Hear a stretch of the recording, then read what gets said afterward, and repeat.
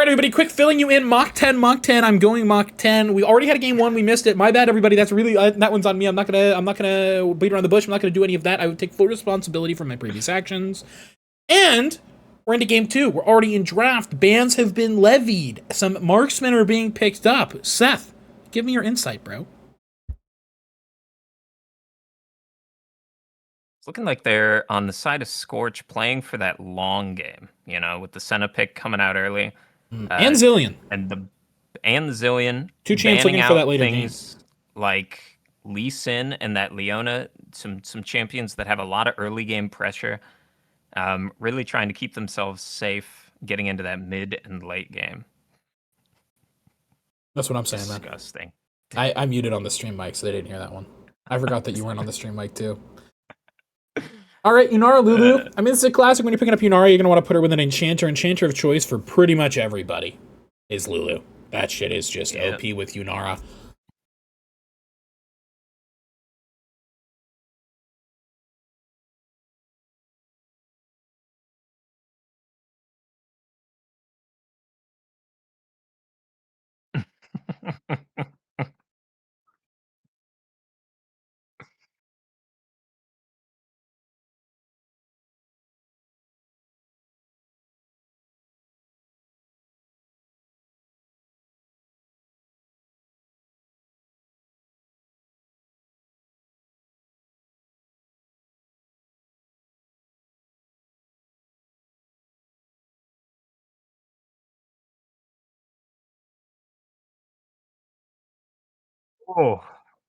Oh. That, and especially into Ahri. I mean, I was muted again. I've had a couple of matches. I play a bit of mid. I've been playing Ahri. Feels good right now. The Mel matchup is just not it. Really? Feels really bad. Just shuts down a lot of what you're trying to do on the side of playing Ahri. I mean, that makes sense. You can have the lane pressure. You can have the shove. And I mean, of course, if Ahri ever looks to get a charm on you, you just deflect that shit, And if Ahri, even if she tries to Q you, you could even deflect that, and she might walk up and charm you, but like with what orb of deception, bro? Makes it real hard to proc electrocutes, whatever you're running. Something I was gonna say earlier, but I was completely muted, by the way, Seth, is just talking about these bot lanes real quick. Yunara Lulu is a classic, super strong. Gonna scale up good on small brain. We have 3, just very standard strong draft here, so we could really go any way. Small brain right now are hard winning the draft because of how they're gonna be able to turn this draft into pretty much any direction that they want to, into what Scorch is showing. Especially because Scorch here are about to have to pick either their top laner or their jungle. Obviously, you're gonna pick up the jungle. But one of the scarier things here is they don't have a lot of engage if they go through with this Graves. So they don't have a lot of engage. And yeah, they might have some good skirmishing power. Grave Zillion feels really good, really to empower that Graves. But not a big frontline right now, which, Seth, is really scary when I feel like that Yunara is going to be able to run wherever she wants. And this Ahri, it's going to be a lot easier to find a squishy if you have 4 of them on the enemy team. Yeah. It's looking like Scorch is going for the turn and burn method of team fighting here. Just really... no front line to back him up. Just run and shoot behind you. See what you can take with you. And the Skarner. That's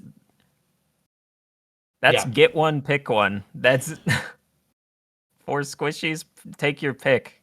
He's at the... He's getting somebody. Somebody's going to have to walk up to this guy. He's at the Golden Corral. Taking his pick from the free food bar. Very kind of normal traditional comp here on small brain. This would not be crazy other than like the Skarner, but that's just kind of a little whiz magic. He got banned out. I know he really likes that Jarvan pick on the small brain jungler. All right, I like this Swain. I think if there's a little more beefiness around him, I would like it a lot more. But the Swain's going to be able to play up and fight with the Graves. He's going to be healed by the Senna. The Zillion is going to make him even more immortal, right? Yeah. Get a little bit of anti-heal on him. It's got good effect on target. Yeah, but if we talk just kind of... one of the big things that I think a lot of teams don't really think about as easily is ease of execution. Not just in lane, but in that mid game and in that late game. Whether you're ahead or behind, how easy is your comp to, get what you need to get done? Right? Mm-hmm. Small brain, this is... everybody who is in this ELO of League of Legends, has probably played 8,000 games exactly like that. Carry bot lane, Enchanter Kitten in her pocket, big beefy guy on the top lane, assassinish mid laner, and a jungler. Like, this shit is going to be very straightforward. Textbook, even. Scorch, yeah, wrapped and packaged. Wrapped in package. But Scorch here, man, they got a little freaky, bro. Scorch have gotten a little freaky. And I do worry about it, because right now I'm thinking about, hey, what happens when, the Mel W doesn't last forever, man. Yeah, Mel can walk up with her and use her W in order to try and apply some pressure back. But the later this game goes, the sketchier that's going to be, and the more traditional comp of Small Brains is going to be able to play the fights easier. So it's going to be up to Scorch to kind of either get a lead early, just through champion mastery, or really dial up the heat and stretch their champs as far as they can go in those later game fights. Yeah, and even in that late game stage, depending on how this Senna ends up playing lane and everything like that, it could be on a knife's edge. I've seen some Sennas tear through house and home just with the amount of stacks they get in the early game. Yeah.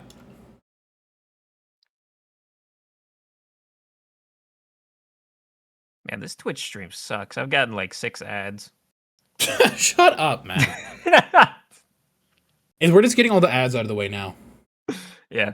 Are you just spamming the roll ads button? I wish if I had that, I would do that. I would do that, actually. As soon as we start talking about team comps and stuff, just wait until, and we're on the Rift. Boom. Bounty ad.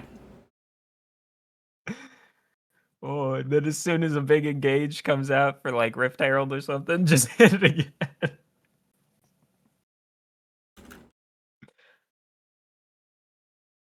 We're running those 30-second mid rolls until they're dead and buried. Oh, I forgot to add everybody. There you go, everybody. Get pinged. Ooh. Now the viewers are going to roll in, Seth. Woo! So over here in the client, we are still going through the wonderfulness that is Big Bang. But yeah, I mean, we've kind of broken it down pretty straightforward. Now the one thing that is kind of the question here was going to be, where is the Swain going to go? Where is the Mill going to go? Where is the Zillion going? Because those are mostly flexes. Swain does end up in the top lane against that blind Renekton. So maybe, if he manages to get a lead and the Renekton doesn't, just prance all over him, then it's going to be a lot harder for that Renekton, I think, to fight in kind of those longer fights. I also do think the Swain kind of saved this comp. I like the Swain pick. I think it's going to be able to perform in these fights pretty well. But it's just kind of the rest of the comp that worries me. The Mel is going to be what matches the Ahri, like you said, which means, as we thought, the Zillion is going into the bottom lane with that Senna. I will say, Senna Zillion is, I don't think, anything I've ever seen in like R1, R2. I've never seen it either. So if you're seeing the Yunara, you know what they're going. You know that they're going to pick up an Enchanter to go with it. And you don't just give up the best in slot Enchanter Lulu, but you also pick up the Senna Zillion. This is something that very clearly they knew they were going to have to go into. This has probably been something that either they've practiced or at least, thought through, right? Mm-hmm. So I am really interested to see how it plays out. And I do think that it's going to empower the Graves. It's going to empower the Swain in these fights. So there is a world where, this ends up working pretty well. That's kind of my whole sentence. I think I would have preferred if, I don't know. There's kind Honestly, of I prefer it wasn't a Graves, but I'm not. That could have been a spot where kind of, some of the beefiness team fights starting, because that is, I think, where this team is going to struggle a little bit, right?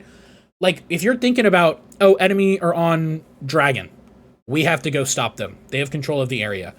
If you're Small Brains, it's, pretty straightforward. All right, let's run the Skarner in. Ahri can, look forward with some charms. Renekton can just press R and walk in there, right?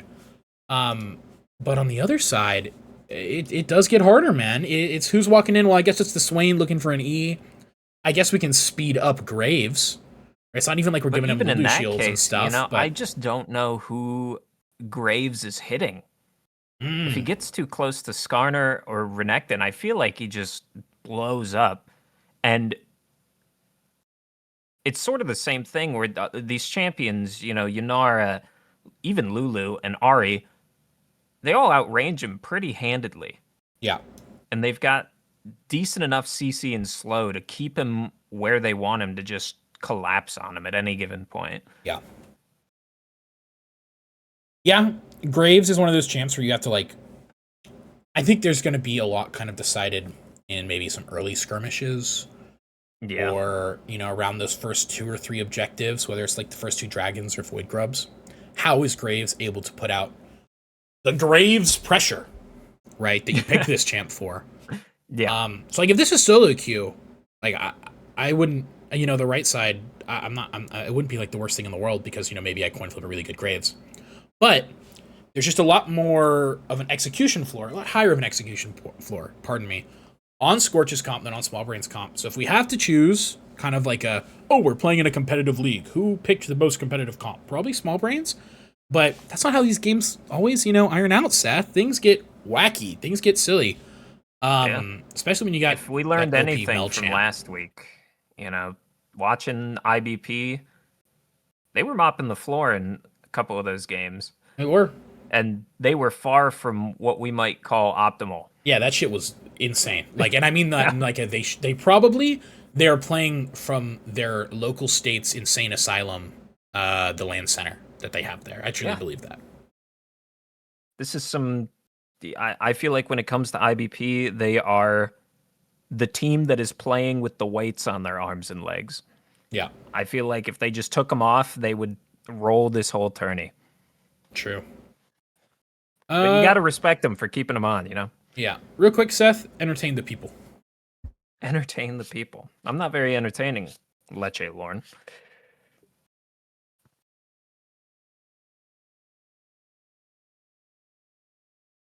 The hell am I supposed to talk about? We're just sitting waiting on spectator delay. I'm kind of just ticking down the clock, trying to see how many mid-roll ads I get before we load into this game. I am excited to see this Ari Zima, I believe the name is. He had some really good plays in the first game, IBP versus Small Brain, on the Akali. He was running trains on IBP early in that game, which is surprising because I was really looking forward to seeing IBP's mid laner really pop off. But all right, Seth. Sometimes that's the way it goes. Have you been entertaining the people, Seth? I don't know. I complained for about 20 seconds and then started talking about Zima. Zima's so sick, bro. Mm-hmm. I was talking about that Akali play last week. Ooh, that Akali play. Ooh. He fell off though. I gotta give IBP. Yeah, credit. L. Zima fell off. L. Stupid Zima. L. Stupid Zima. All right, y'all. It's game time. Let's get into it. Woo! Woo! Already, Vic the Butcher. Lagging his ass out of base. What's going on there, Vic? Have they noticed yet? Oh my god, he might have DC and they might not have noticed. Oh, there he goes. He's late. I know right now what the comms are. Dude, what are you doing? He was really thinking. Oh, true. Do I go Doran's Blade into the Swain matchup? Thinking emoji. He was not thinking that, dude. Zima, I was just talking good about you. Don't.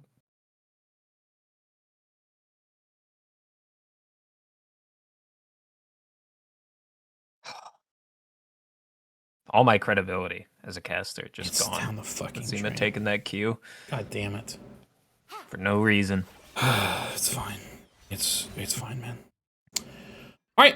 I'm personally excited to see how this top lane matchup goes. I think sign of a good Renekton. I think Renekton's a stronger team fighter than a lot of people give him credit for. I think a sign of a good Renekton though is how he's able to play those first 2 to 3 levels and how much of a lead, like an HP lead, even he's able to generate there. Nice. Fidsick and Monogatari taking down that ward already.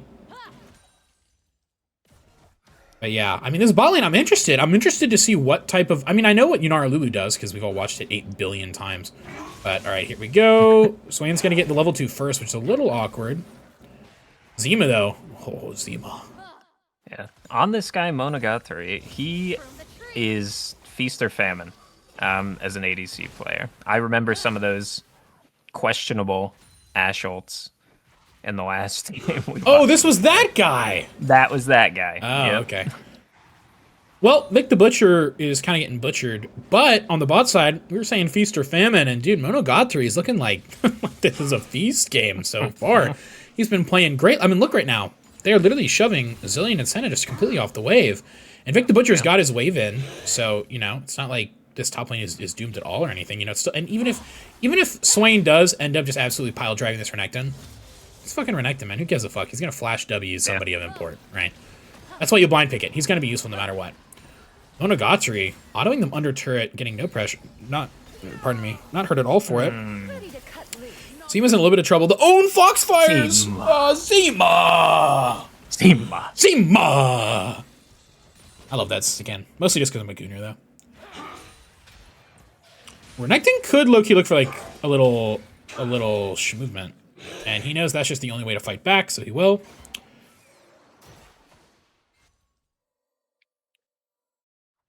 Oh, I didn't add the correct score for some reason. That's my bad, guys. It is Scorch on the right. Thank you for correcting me in chat. That is Scorch on the right. And the scores are... You better be casting right now, Seth. Oh, I'm sorry. Are you muted again? No. Thank you, Ryumok, in chat for saying what game is it, 1 or 2. But real quick, we got this bot lane play. Heal and barriers getting Monogatari a lot more EHP than Rusty Crow really was here originally to deal with. But getting both of those... Ooh, Vic the Butcher. Almost got seen by the Eye of Sauron that there. little skirmish top lane. Swain this route's gotta be big. Flash. Oh, Swain's chill, though. Swain's chill, though. Now, we were talking a little bit about how this top lane is going. But mind you, on this reset, Vic the Butcher stayed within 4 CS. He's going to come back with a nice item. And Swain doesn't have flash. Did you exfoliate? Oh, Swain has streamer mode on. I just realized. Cringe.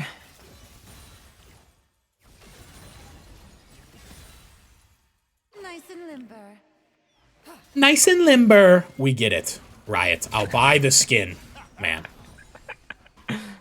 I just got that skin out of a chest I hate like you, 2 man. or 3 days ago. It's disgusting that you get that shit for free, man. I know, right? I get the fucking company credits and it just doesn't matter, man. All right, Hairwiz is on one right now. He's in a little bit of trouble. Zima's gonna be here to help, but Hairwiz just goes through the wall. But the autos ensure the Banana Sars. Execution goes off, and that champ is crazy. But that's exactly what you want to see if you're a fan of SBM. Or sorry, no, Scorch. What is going on? Scorch, come on. Did I not fix the Mel things yet? did have to Seth. drop that flash there. Oh, you had him backwards? No, you're good. Well, I think I just fixed it. Sorry again, Remok, and our 7 viewers. Dude, this is crazy. Opting into the matchup. Oh, Vic the Butcher has ult. That's why he's going so ego right now. He ults and W's before the ult, though, so he didn't get the empowered stun or damage. I think a little bit of a misplay there meant that Swain got off a little more scot-free than he was supposed to. Rusty Crow's down here to help out, but Monogatari, you can tell that he's feeling himself. And I mean, this is just the power of Yunara Lulu. And everybody knows this is what's going to happen if the enemy ever get Yunara Lulu. But, you know what? Senna and Zillion, they might just be scaling up. Can I sit on my soapbox? Lulu. Can I sit on my soapbox real quick, Seth? Yeah, go for it. Fuck this disgusting Hunter's Slingshot. What is this item called? Scout Slingshot item? Slingshot. I watched my AD walk back to lane with... I think on jungle, it's like whatever. It's just what you had. If I ever see my AD walking back to lane with this thing, I'm gone. I'm gone. Just stop it. Zemma is going to be in a little bit of trouble. He's going to get shielded up, and eventually that execute's going to drop, which is going to be a pretty big deal. Zemma survives against the Mel ult, which means Bananasaur eventually is just going to get walked down by this big-ass Scorpion. Now, Rusty Crow's one in trouble. Zemma has the charm back up, lands on a Rusty Crow, and Zemma picks up the kill. A much-needed 300 gold injection right there into the lane. Double kill for the side of SBM, and honestly something that gets him right back on track in this game. And I need Zemma to play good. I've been talking him up after that first game we saw from him. Yeah. Don't stop making me look bad, man. Do it for Seth. Do it for me.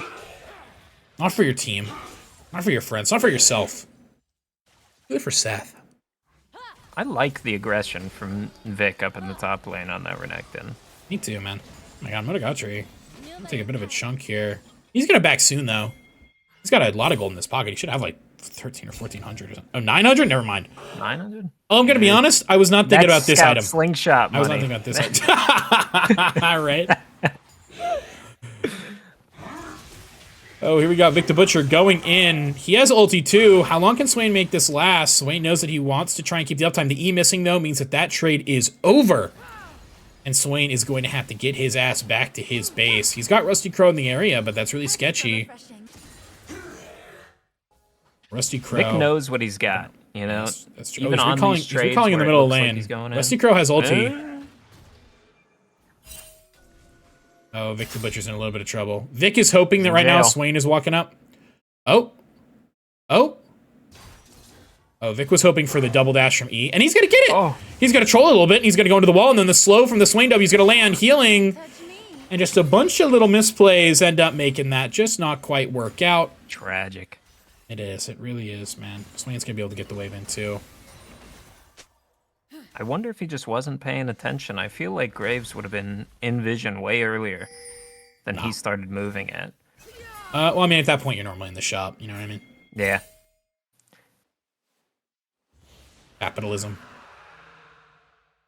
Rusty Crow. Picking up that first drag. Yeah, first dragon's gonna go into the pocket of SPM. It's getting traded. Here we go, Bananasaur.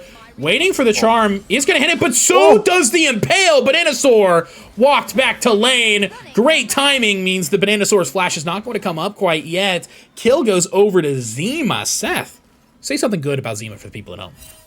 Zima is holding his own. I do not like the matchup. Ari into Mel just feels bad. And I think he's doing his best. He might be stuck in that brainwave of, you know, playing Ari, you get stuck in a rut where you're just doing the same thing over and over again. Yeah. And into Mel, that's never going to work, respectfully. But, you know, I give him props for trying, keeping up the aggression where he can. Okay, real quick, Seth. Vic the Butcher has Dominus. Swain also has the Demon Unleashed, I think it's called, but I actually have no idea. Demonic Ascension. God, I'm gonna kill myself. Skarner was maybe thinking about a dive, but it is very difficult to dive Swain if you cannot one-shot that guy. Which, they had Ignite. They might still be looking for it up here, Seth. I'm taking over the camera, man. Fuck this shit. There we go. Swain goes in, and Hairwiz misses the play. We know he doesn't have Impale because of that earlier movement. Swain, he is all Swained up, but Vic the Butcher has Dominus too. He's not the only one who can get big. Vic the Butcher hardly know her. Down goes, down goes Swain. Yeah, I think Hairwiz and Vic there just got scared off by the early ult pop. I mean, good call by them. Swain had to flash forward for that. Vic the Butcher's getting his flash back up. So Vic, he's going to get an extra plate here. And look at Swain's first buy. He's buying a Frozen Heart in this lane. He knows he's kind of just got to survive the early game Renekton onslaught. Because once Swain has a few items, you know he's going to be Swain, no matter what lane he's coming from, right? But he'll be fine. What a god, are you taking a bad trade there? Because he's at an awkward time. God. And I forget what the augment's called. The bullet in the inspiration tree. Just donated Mel about, what, 50, 80 gold? Ding, ding, ding, ding, ding.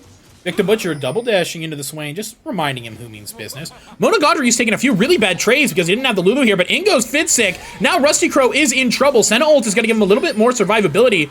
But Monogatari flashes forward as well. Rusty Crow's going to have his dash soon, but it's not going to be enough, and he is going to end up falling. Zema TP'd for this play, scaring off the bot lane, so even though Zema's TP at first looks like it may have not been for that much, it was a good play. Vic the Butcher dodges the Swainy, which is pretty huge. Neither of them have their ultimate, but Swain ult is about to come back up. The Demonic Ascension is going to change the fight, but Zema against Bananasaur here, he's using his ultimates. wisely, gets a lot of damage off using that first item, Malignance. Bananasaur fights back just a little bit, but gets chunked out. Zema, a lot of HP now. Bananasaur has the ultimate, and the execute's gonna happen. Zema overextends, and up in the top lane, Swain using that Demonic Ascension to try and scare off Vic the Butcher. Gets out his flash. Dominus will be up soon. Skarner is topside, so Swain has to be careful, but across the map, big wins for SCO Scorch. And tragic from Zema there. He played it almost perfectly, you know, baited out the reflect shield from that Mel there, timed everything perfectly, had the lineup for the charm, and just missed. Rusty Crow has to ultimate this guy. Dominus is a little aggressive. He might just be looking for the wave. He also could get a lot of healing. If Swain's a little too low, that's a lot of healing right there. Stunned up. Hairwiz is in. Is Swain going to fall? Burn. Hairwiz just needs one more auto. And it's not going to get it. Oh, good body blocking by Rusty Crow. But Hairwiz a little bit of a demon. Can I say that real quick? Hairwiz is a little bit of a demon. He might not be done quite yet. Okay, he's done. He's done. That's it. It's over. Tragic stuff. I thought they had Swain there. I don't know if Lulu is going to survive this. Yeah, has to flash away. Whew. So here's something I'm noticing. Fancy footwork. As they do, when Lulu and Yunar are together, they can, like, just absolutely obliterate. Right? They can just go to Pound Town. Monogatari and Fidsick keep walking away from each other. Like, if I had to VOD review this game, I'd be sitting there and I'd be like, guys, like, here, like, stand together. You want your Lulu at least be, like, in range to E, you know, your Yunara to protect her from these trades. So a lot of that Lulu-Yunara power is getting lost because they're playing separately, whether it's to go for a ward or go for a trade. They are not together. Shit's still OP, though. So what you're saying is that it's never Monogatari's fault. Yeah, it's just of course. Support diff. Support diff. As always blame the supports, man. All right, Swain takes no damage now that he has Frozen Heart, which kind of sucks. Vic the Butchers probably feels like he's in hell right now. And the Tabby, bleh. Yeah. You know he's pounding his keyboard right now. Absolutely, man. Renekton players. Dragon has been started up. All this talk. Ooh, Charm actually does hit there on a Bananasaur and Electrocute procs. Good. Ari is about to get ulti back, so she's going to be safe down there. Even though we're watching top lane, yeah, I do not care about what's going on up there. Now let's go wide. We're watching Hairwiz miss the Impale. That's pretty dangerous. That being said, the fight is split for Scorch. 4 people together. Zema is looking for a little bit of a play on the side. If Calico is not with the other two, he's not going to be able to use his ulti to keep one of them alive. And Rusty Crow does get the steal. And guess who's here? Calico is able to make sure that that jungler stays alive. Monogatari is looking to extend the play. Boonstra, though, uses the E to protect himself. Down goes Hairwiz with the ultimate from Bananasaur. The fight ends up fizzing out. Pretty big kill in the pocket of Scorch. And not just that, man. Dragon goes their way, too, because of a nice steal from Rusty Crow. When we were talking to Draft Phase about Zillion empowering that Graves and letting him play his game, that is exactly what you're talking about. Exactly. I'm seeing the vision now. Monogatary's in hell now. Cancel back. How did this happen? This is what we get for looking at bot lane, man. Yeah. Oh, Swain's gonna heal so much using HP. the forbidden tech top lane. I will say, having this much armor means that every time that he heals, it is so much more effective. Vic the Butcher gets pulled. What does Vic have? No Dominus. Q doesn't hit. He sees that Swain just has too much HP, and all of that armor is going to be an issue. Barely dodges the Eye of Sauron, and he is going to live for the moment. Thank God, too. Zillion's up there. Rusty Crow's maybe looking for him. Trying to keep that demon top lane locked in the cage. They say that about me. Can't let this damn Renekton get too powerful or he's going to steamroll the whole game. Honestly, the Swain is like low-key. He might not have the scaling numbers, but just in terms of how these fights are going to play out, the Swain is going to scale very effectively. Hairwiz is just balling the fuck out up here, by the way, dude. Zema is forced onto an awkward little position in this fight. Hairwiz is still in the area, but he gets chunked out pretty big. So does Rusty Crow, but Calico has ulti.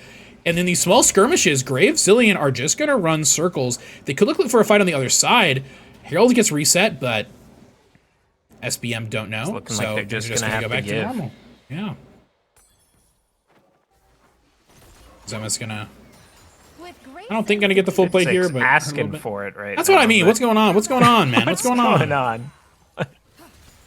This is the Portal combat, man. This is what they're talking about when they talk about all this. Real. The one ward to rule them all or whatever. Yeah. Let's catch up with Twitch chat here real quick, Seth. Start it off. Can't deny Jay Mustis is nice. Monogatari, please calm down. Can't deny Jay Mustis. Okay, hair whiz. Monogatari jumps in, which Loki might die. Oh! Oh, thank God his support was there to press the big wild growth on him. That being said, using the wild growth and the barrier, the Yunara ult, and the barrier, and Skarner gets the kill, it was just kind of like, all right, bro. Yeah. Poor Victor Butcher, man. Okay, stun under turret. That's like the only way that these trades could ever go bad. Bananasaur is going to end up taking this mid turret. Yep, there we go. Money. Yeah, this smell is pockets heavy right now. Oh, big item. I can't remember what that rune is called. Victor Butcher has Dominus. Swain doesn't have mana, but Senna does. It's going to help out Swain real quick. Also, his ult doesn't cost mana, so he was winning that fight no matter what happened. Now, Rusty Crow. Rusty Crow's looking. Let's inspect. Does he see him? Oh. Oh. Oh. The Great Escape. It was an observer for nothing, man. Yeah. Zema coming to try and catch something here, but please, for the love of God, don't make me look bad. We're trading some turrets here, which honestly for SBM isn't the worst thing in the world because the way it all worked out. Yeah. I'd love to be a Yunara with what, 4 plates? All right, we gotta watch this. We gotta keep our eyes on this. Uh-oh, Fidsick! What's going on, man? Fidsick is gonna get chunked! As you know, as long as Mel presses R, Fidsick is gonna go down. Turret does go down. Bananasaur uses the ult a little bit early. Yunara doesn't have the power of the Lulu behind her, but she's still getting work done. Swain gets low. Is Monogatari gonna burn? And Swain gets taken down. Monogatari lives. And a fantastic fight for SBM that really shouldn't have been. Yeah, they really turned that around. I think Fidsick... Rusty Crow looking for Zema. Zema doesn't have the ult anymore. Does have flash, so could maybe look for something, but I think Hairwiz is just going to die for the crimes of his mid laner. Unless he flashes. Now Renekton We'll take it. is in a little bit of an awkward situation here. Playing dominoes. TP is coming in as well from Mel here. Victor Butcher's just dead. You kind of have to just abandon him, is what I would say if I was stupid, apparently. Hairwiz didn't die for the sins of his mid laner, but you know, aren't all solo laners the same, man? Yeah. I think Zema's being a bit of a baiter this game. Yeah. Went in on both of those engages and didn't really do anything. A little bit of some trades here. Mid lane, Monogatari. God, that Mel champ is so ridiculous, man. Those numbers are so fucking And then the shielding from Lulu on that. Just... Ooh, interesting fight is about to break out here, man. Graves, though, prioritizes Raptors. And that's my jungler. He does that shit all the fucking time. Seen the same shit in my solo queue games. Yeah. Now, real quick, let's look at the lanes, if we shall. Oh, Monogatari. Victor Butcher's turret is going to fall. It's going to be one auto from Swain, and that thing's going to go down. The question is up here on the top, and no, not at all, because Mel is OP, and this turret was not touched. So, free turret, not able to trade anything off of it. Next few minutes, we need to keep our eyes on the junglers, because they're going to be necessary in order to make anything happen in this game. And gotta give both of them credit. They're both holding down their respective sides, you know? They are. They're doing exactly what we need from them. Rusty Crow is, Grave Zillion things. What's going on over here? I'm just going to assume that all works out. Bananasaur walking up, a little bit of an ego, but Hairwiz grabs him. Has the Impale too, I believe, but isn't going to need it. Oh, he might be regretting not using that. Oh, and she gets Ari. Hairwiz wanted to save the Impale, and it works out awfully. Somehow Swain died. Let's do a replay. I don't know how that happened. I literally don't know how this happens. It has to be like he goes under turret, because otherwise Swain just presses R and he's fine, right? Vic is a Rift Demon. Swain takes a while to press R. Yeah, and he grabs. This is where we last left him off. Yeah. How does this happen? Oh, he towers. Flat. Oh my God, and Vic the Butcher. Oh. And then He's dirty. He's dirty, dude. He's filthy. He's filthy. Makes me You know, fucking we sick called to my it. We stomach. called it. We said it was all gonna work out. We just didn't know how well it was gonna work out. And just like that, Swain is spotted an Oblivion Orb. Oh, Monogatari sees Boonstra, goes in. Boonstra has to flash. Monogatari doesn't have the flash or the dash. That shit is kind of OP. Hard to auto attack You can people when tell they're all though by his stealth. posturing. He wants that cookie. He does. Now Graves is kind of walking down Monogatari. It's a little sus. Graves even pinging her. All right, let's come on. Yeah. Direct the camera. Thank God Lulu's in base. Right? Ooh, out.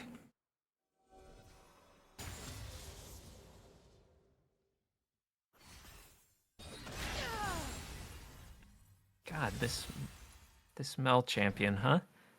Oh man, I hate this fucking character. Well, You see, I guess Ari just did the same thing to the waves. so whenever whatever, a champ goes to Wild Rift, they buff the shit out of it. Like Katarina, I think moves during her ultimate. Oh my God.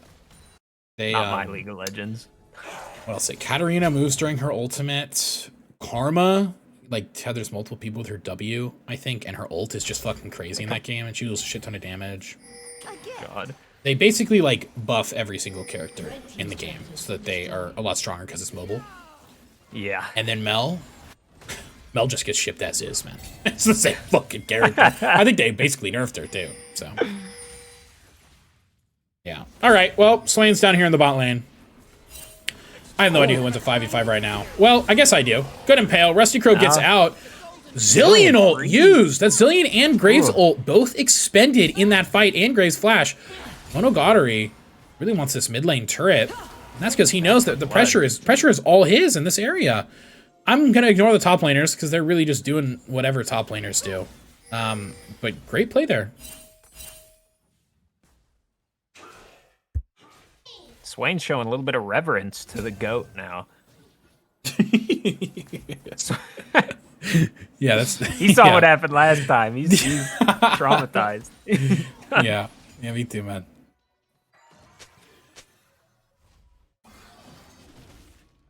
Monogatari feels empowered, and they should. They got two really strong items on Yunara. I'm gonna be honest. From the GOAT in chat whenever you get a sec. Oh, we got a mess from the GOAT in chat. Winner of this series has an inside track to being top 4, and not in a play-in series. CLT has spoken, and Monogatari has listened. Looks for the kill on Rusty Crow. Flash away for the Q, but Rusty Crow, dude, he's just playing Graves. He just right-clicks and deals 800 damage for no fucking reason. But Anasaur, though, might have been caught out, is what I would say if Swain wasn't right there pulling Vic the Butcher away. Nothing's gonna happen here, man. We know what's going on. Only result of that play is Monogatari, the player who needs to carry SBM in these late-game team fights, getting caught out. Shout out to GOAT CLT, by the way. Depositing his flash into Rusty Crow's bank account. Monogatari is a demon. He flashed the Graves Q, the first part of the Graves Q. Absolute beast. Freak of nature. Should be studied to improve future generations. That was his first death of the series, too. Imagine if he had his Lulu with him. Right? Not that that's either their faults. Why are we doing that, like, without my Lulu? You know what I mean? But I really want to see these two play together more. Rusty Crow is low-key in a little bit of trouble. Victor Butcher's going to go in. He has the empowered auto attack, but he just goes a little bit deep. Zema is looking. Monogatari doesn't have the ult quite yet, but it's about to be up. But the fight's happening now. Swain is kept up, and he's going to come right back up with his ulti here. Monogatari uses the ultimate to try and get some more damage, but it's going to have to be forced right out of the fight. Mel's going to use ultimate to try to get Monogatari, but it's not going to work out. Victor Butcher finds Swain, but he's just healing too much, and he's just too damn tanky, but it's all armor. And Zema picks up the kill with the Orb of Deception. Now Bananasaur is going to get that kill right back onto Zema and increase his kill count to 7. And with Zema down, Monogatari low, Fidsick low, Hairwiz low, and Victor Butcher, SBM are routed. And despite only losing one member each, SCO with a commanding presence in the bottom side of the jungle. It is just terrible to think about how worse that could have played out. How much worse that could have played out if Vic wasn't there to at least secure the kill on Swain. And make it out, too. The guy's a legend. Swain's got his Landry's now. Like, yeah, Zema does a lot of damage to him, but he has so much armor. The rest of them don't really do shit. Armor. Plus, we see now Zillion is not afraid to throw the R on him. No, and that shit's terrifying, because now you just got this big circle of pain sitting in the middle of the fight. What are you supposed to do? You finally kill Swain. The whole thing about Swain is you either kill him quickly or you run away. Yeah. Well, they finally got him down. They took him down. he Swain ults right back up, and now he's a force again, man. And yeah, he died in that fight, but this is the fucking strongest 0-4 Swain I think I've ever seen in my life. Damn right. And if you're playing that Renekton or that Skarner, you don't want to walk away from him. You want to secure the kill. Yeah. Now, Ahri really likes playing off of getting a pick and turning that into more with her ultimate, right? Renekton can help with that and give setup. Skarner is a little bit slow with it, but if you find something, you know, something can happen there. One of the big parts about this Swain is all of the high DPS, a lot of the damage, and pretty much all the DPS from Monogatari. That's all AD. So yeah, Zema could catch him out with a Charm and a Q and deal a lot of damage because he has no resistances to it. But what actually has to finish this Swain off is going to be all of the damage that he needs from his resistances. But we were talking about the Impale, and 2 get grabbed by Hairwiz, brings him back, and Zema gets some more charges on the ultimate. But guess who's coming back up? Calico, doesn't matter. Victor Butcher flashes in. You know what we say about Renekton? Flash W, baby. Rusty Crow's looking for something. Mel's dealing a lot of damage in this fight. But here's Swain, and he's on all 5 of them. Gets 1. Fid6 gonna fall 2. Zema's gonna get taken down. And Swain's presence is undeniable. His grasp with his E catches Victor Butcher as well. And the only one left standing is Hairwiz. Huge presence from Swain. And I don't even know how he got there. He didn't even need the TP in order to get that flank. But a huge play from him is going to make Scorch have a commanding lead in this game as they look to tie it up and clinch their spot of getting their spot. Because if I said clinch their spot, CLT would be mad at me towards the playoffs. Blue team's turret has been destroyed. You know, I think it's disappointing on the side of SBM. They have a lot of these basic fundamentals down, but one thing I'm noticing they're really missing out on is getting a good vision control in the side of the map that they're playing on. They were pushed up real far there, but anything closer than where they were fighting? Hold on, Seth. Nothing. Ahri on the flank here. Could look for something. She has the ultimate.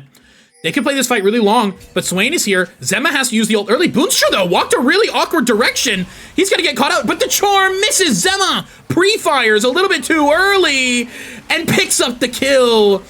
Boonstra with that one. Now Swain's a big guy, gets a big impale, but he's slowly but surely going to fall and get killed. Swain doesn't even need the ult up for this one. 2 members down, jungle and mid. And that's going to be 5 people headed to the Baron. And frankly, only 5, because I cannot see a way that SBM try to look to contest this. No.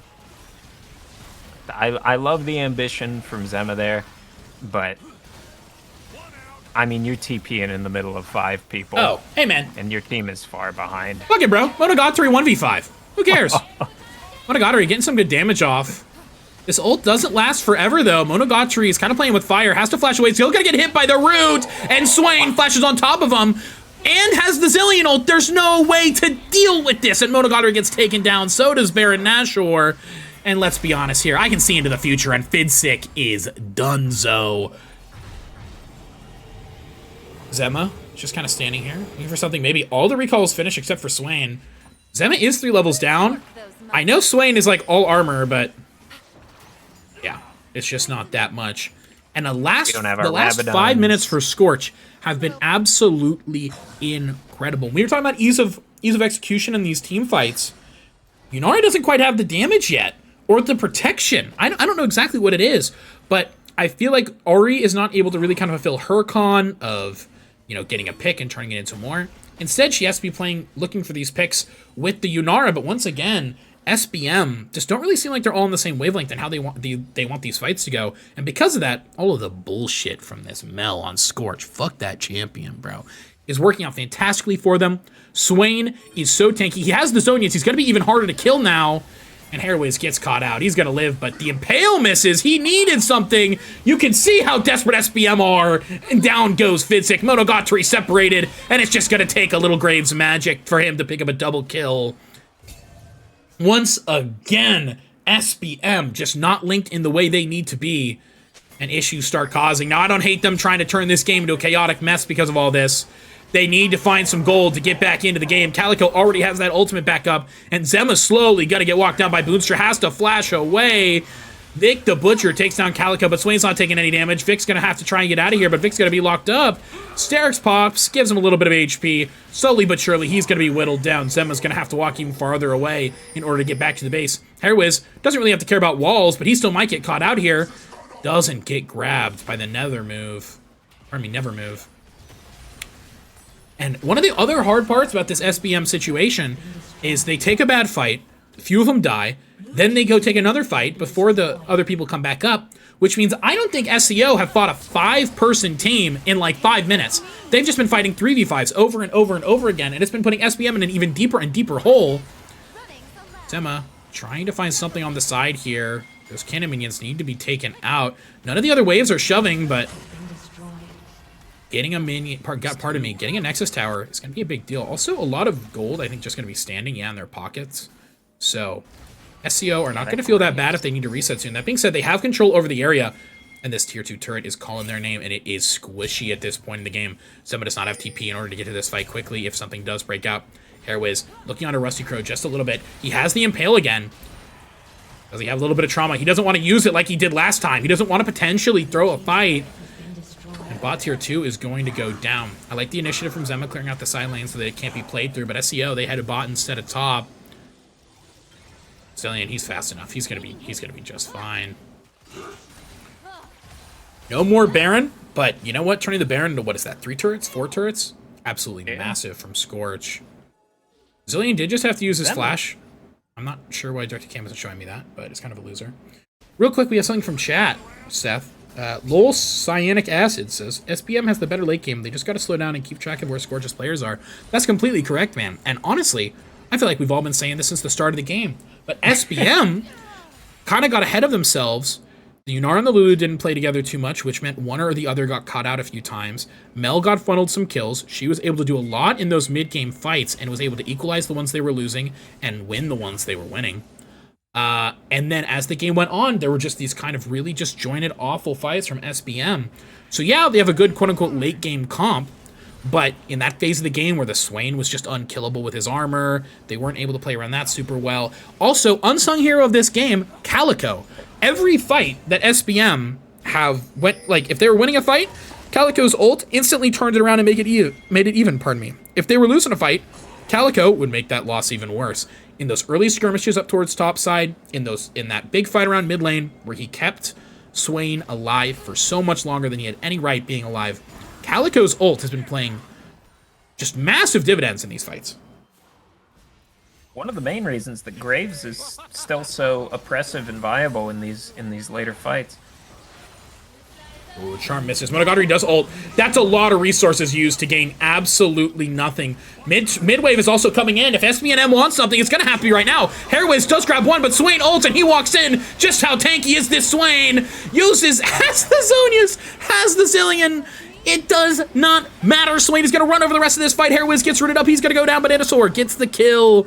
And it's only Zema and Fidstick still alive. Boomster flashes forward. Doesn't need the root to land. That shit doesn't matter. And Seth, we're going to a game 3. Going from that 0-4-4 Swain, and then 10 minutes later to 4-4-13. You've hit the ceiling and you've broken through it.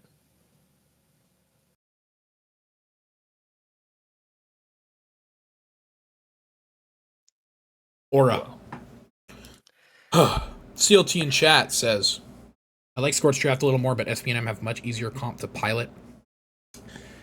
I mean, whatever wins, wins. I think maybe the awkward part is maybe that Skarner needed to be a champ that can pair with the Ahri a little bit more to get that first kill, to enable her a little earlier in that game when Mel was just able to match Ahri in lane and just kind of keep clearing waves. Maybe something that would have helped the Ahri. But a lot of the junglers were banned. And you know what? Champ pools are champ pools, man. It gets kind of hard at a certain point, right? So we might be heading into this next game really quickly, Seth. I think they're ready. They're out for blood. Thank God, yeah. Let me get this pro draft ready. Entertain the people. Can't just tell me to entertain the people. You're a fucking analyst, bro. Analyze. Doesn't matter. You think I'm an analyst? That's adorable, man. Looks like they swap sides. Sorry, this is just me doing what I need to do while you do what you need to do. Oh, okay. Message from Lol Cyanic Acid.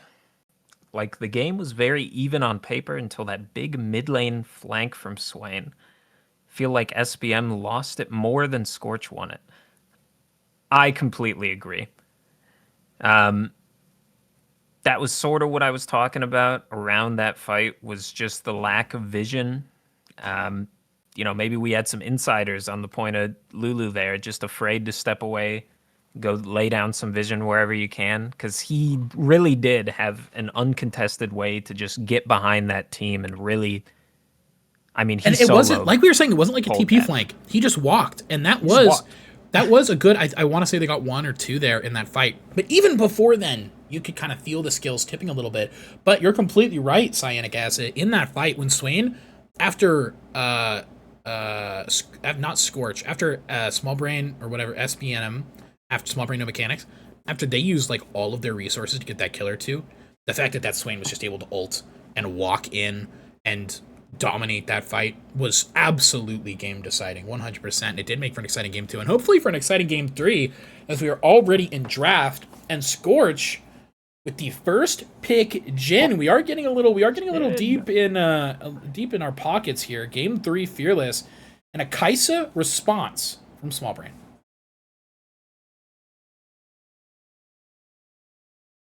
I don't know, Monogatari. You know what, man? If he's gonna dive in anyway, might as well do it on a champ that can work with it, right? True. So you know what, man? Kaisa works. I would be surprised if Small Brain do not pick up a jungler in the first 3 because of how pinched Hairwiz got in that first game. And that Maokai could go bot, but it's a little bit of a flex, right? Milio's really good into the Maokai, so there's a really good chance that Maokai ends up in Hairwiz's hands. Plus that extra range for Jin. Yeah. So I'm liking the draft here from Scorch quite a bit, and Victor would not feel bad either. A lot of kind of zone control there. He's able to provide some of the DPS in these fights. Love a good Victor.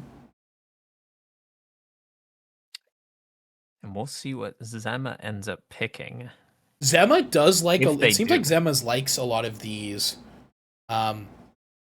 Assassin might be the wrong way to put it, but like champs with agency. Champs that can decide, Yeah. we're fighting right here.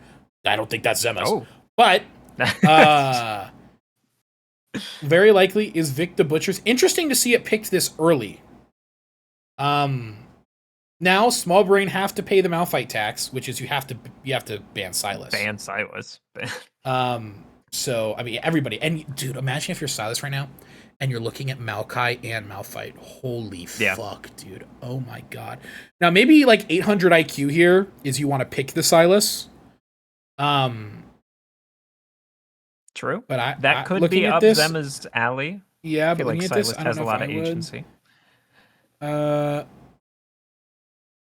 So yeah, we'll see. Now what's gonna get pinched here if you're Scorch? They are pretty convinced that Maokai is not gonna be in the jungle. And there's the Malphite tax. Honestly, if the enemy team has Maokai, I start thinking about the Silas ban. So not surprising at all. Normally though, you would want to pick something else and then ban the Silas and then blind the Malphite just so pools can't be pinched more. But it is what it is. Also a Jax ban. Interesting. They may believe that this Malphite isn't going where we think it's going, or this Maokai isn't Malphite jungler? Dude, I play Malphite jungle. This shit's fucking OP, man. And it gives Small Brain a bit of an easier go button than they had last game. So I'm always for that. True. Them and Maokai, if they're ulting, the fight. Malphite Yasuo, classic. What were we thinking? Malphite Yasuo, of course, a classic, man. And my attention goes right back to Zema. Oh, Zema, you greedy bitch! You're gonna have you better not let me down this game. Now the wind wall does feel really good into the Jhin, so I am liking the also. That being said, Scorch having 2 more options could be a little annoying, but you think about some of the things that could really shut down Yasuo that aren't in his lane. Stuff like the Poppy, stuff like maybe even the Anivia, these control champions. But they've already been banned out. Now Wukong is pretty good here. They need AD, they need a little bit of a fighter. Top. That would be a crazy singed pick. I don't think it's going to be singed. Ooh. Gwen is a pretty good option. I love Gwen. Everybody who knows me knows I love Gwen. I Oh, I Even into love, this team, it's I love Gwen. looking like a perfect pick almost. It is. You can W the Kaisa W's, the Maokai, the all of that. And dude, oh my god, it's happening. Oh my god, it's happening. It's the Malphite jungle. Good flex there because if Gwen got to just play in a Malphite, Malphite's life would be miserable and that would hurt the Malphite Yasuo engine. So that's gonna end up being a Malphite jungle. He is gonna have 2 targets, Jin and Victor. I am a fan of the. CLT, I'm unironically a fan of. Brainiac. Oh, do you see? That's why CLT's He the called goat, it man. before we even said it. CLT's so fucking smart, dude. God. Fuck, dude. That guy's so smart. Makes me sick to my fucking stomach that somebody's like that out there. It's not fair that people can be so good at this. I mean, I try. But he's just I've got a born with picture it. of him hung up on my wall. I just stare at it sometimes. And it helps, doesn't it? I do the same thing. It It does. helps. Yeah.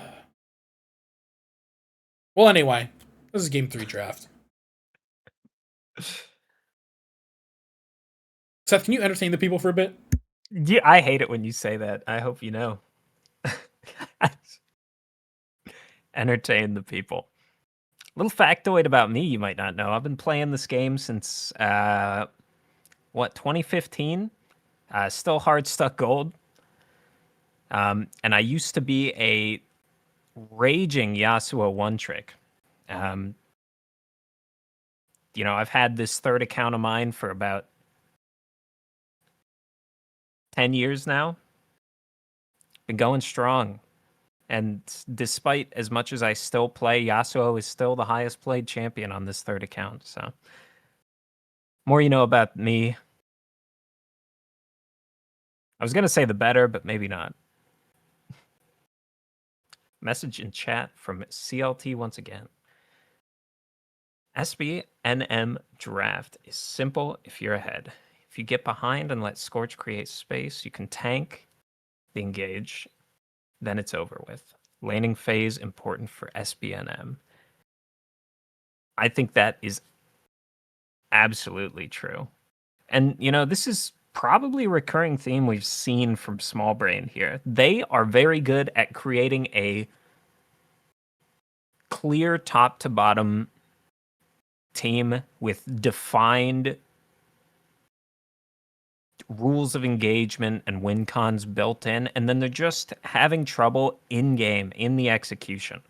And so hopefully they're able to just keep referring back to this rule book that they've set out for themselves, this path to victory, let's say, and just really press those points home and get this last win for them.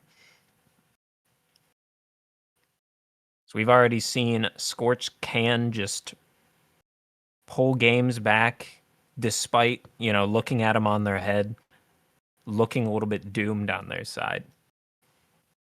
But I'll be excited to see what happens coming up here. From Rakesy Lol. I think Scorch draft is just superior in every way. Triple winning lanes with scaling and stronger jungler. Only thing I don't like is Milio with Wukong. I kind of concur. I don't know too much about the Milio Wukong combo or anything like that. I think that Scorch just, each of these champions are very good on their own. Victor, obviously, in big bold letters, the control mage. And Jin, just a really solid AD as long as you know how to count to 4. Gwen, obviously, in the top lane, dealing with these tanks handedly. And Wukong just sort of like Mundo, going where he pleases. I got a question, man. Yeah, what's up, boss?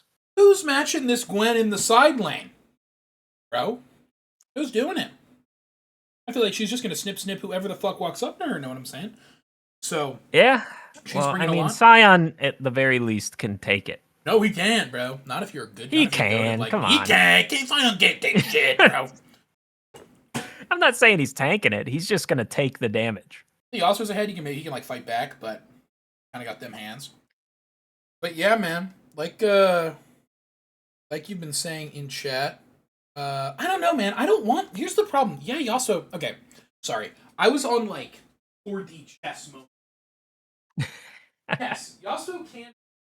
Here's the problem that I'm seeing. The way that these Gwen, very straightforward, right? Gwen's gonna walk into the side lane. She's gonna create all this fucking pressure, and it's gonna have to be matched because Gwen is gonna absolutely shred waves, shred turrets, and no one can touch her. Can't be the Scion. He's gonna get his ass beat, and she's gonna be healing off of his grave. He can delay her. He's not gonna be able to do shit. If Yasuo is matching Gwen, then you are not playing Yasuo how he needs to be played this game. You've got this Yasuo Malphite combo. That's how you're starting these fights. That means Yasuo needs to be on the side of the map that these fights are actually happening. Because he needs to be with Malphite when Malphite is there in order to make that engage work out. Yasuo needs to carry these fights. So number one, he's got to be kind of goated with the sauce this game. And number two, he can't be dicking around with Gwen in the bot lane if we're at Baron, right? Which is gonna make these late game lane assignments. We need to keep our eye on them because they're gonna be really hard. I don't know if Small Brain have the tools early on to build up a lane advantage. That Absolutely not. It's to a point unless Zima's playing out of his mind. Yeah, and even like the Malphite jungle doesn't really come online until 6. Malphite jungle does a shit ton of damage, by the way, in in the jungle if you're dueling somebody. He outduels most champs, which feels wrong. It feels really wrong, but he does. Because he has that crazy attack speed slow. He can kind of decide if the fight is even happening with his Q, throwing the boulder, and his W is a shit ton of damage. And he's got the built-in stat sticks of just being a tanky champion. Of just being a big guy. So honestly, Malphite in the jungle is a really good duelist. Because he just kind of whacks you. But he's not going to be able to kind of make the plays they need until 6. But Scorch are also going to be 6. And they're also going to be able to look at these fights. And blah, blah, blah, blah, blah, blah, blah. So, this game could end up going any way we could possibly imagine. But truth of the matter is, yeah, Malphite could accelerate the game, but it's going to take him until level 6 to, get that first ult off. Is he going to be able to ult is Victor going to have flash? If not, he's just going to ult mid. He also is going to ult off him, and Victor's going to die. Then after that, he's going to get the Malignance, and his ults are going to start coming out a lot quicker. Unless he's going tank Malphite. I guess we'll just see. But, I've got an embarrassing question. Yeah. Because I play a lot of Yasuo. I've been talking across my room, and my caster mic is here. Sorry, everybody. I hope you all heard me. No, it's perfect. It came through good. Well, to you, not to chat. Oh, you're right. I can only hear that. I'm sorry, chat. Were y'all able to hear that, or was I just yapping? Is Yasuo ult a channeled ability? No. That's what I thought. Victor cannot ult the Yasuo. Yeah, I that was the thought for me. Even if he could, the OP part is that he extends the knockup duration, and then it's like now Yasuo's on top of you. You know what I mean? Yeah. It's not just that that he deals an extra 150 damage or thank you, Shrees. Like 150 he gets the armor pen too. That's nice. Not that anybody on Scorch's side is going to be building any meaningful amount of armor. Yeah. But yeah, there is a small window for Small Brain's team to get into the gear that they need to get into to accelerate and take away this game. They can. It doesn't get a lot easier than Malphite ult people on cooldown, right? But last game was a little rough. The Ahri didn't pick up the way she needed to. Mm-hmm. A few missed impales.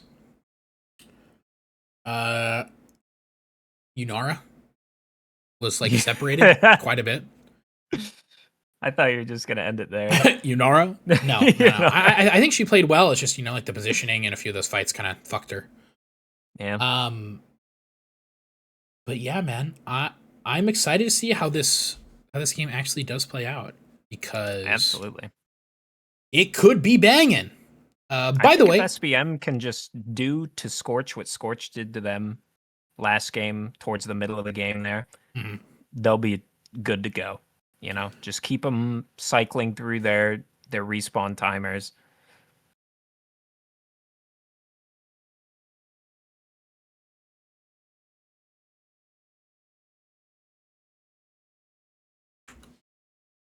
said, by the way. Yeah, sorry. I ended up doing something real quick. I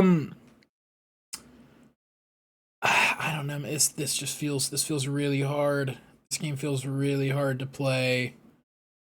On SBM side? If you're SBM, which is really weird because I felt like that, their team comp a lot. I do, and you know what? They have Malphite Yasuo, but it's just everything else around it. I feel like every time I see them, it's like, yeah, you have like a really good idea here, but there's just that kind of one piece that doesn't click in the way that it needs to kind of finish it up.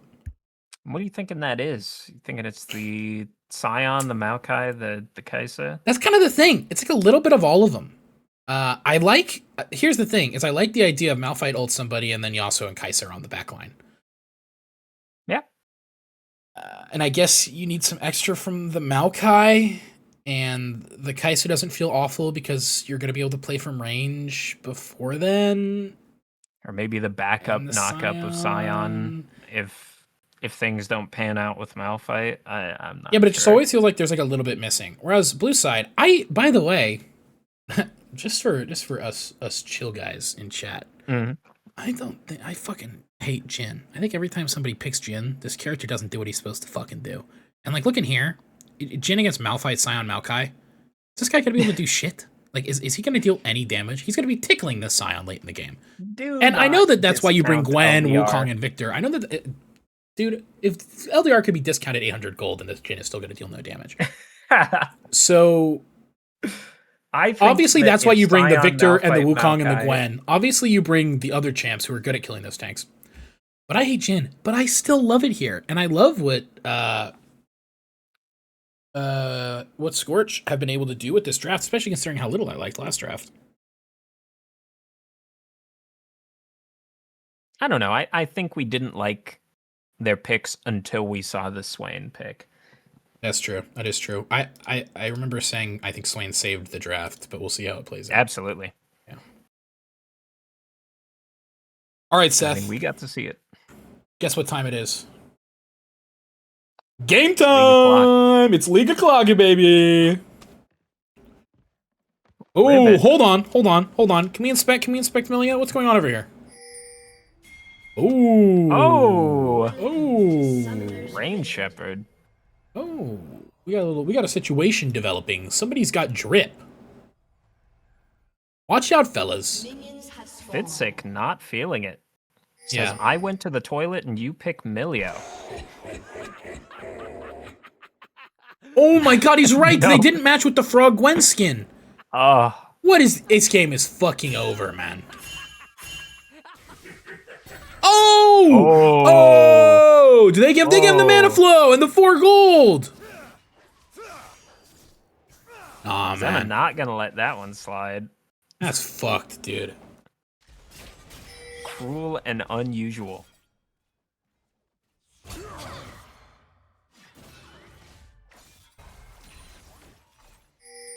Well, we got a game of League of Legends on our hands, man. Maokai's gonna feel a little awkward here.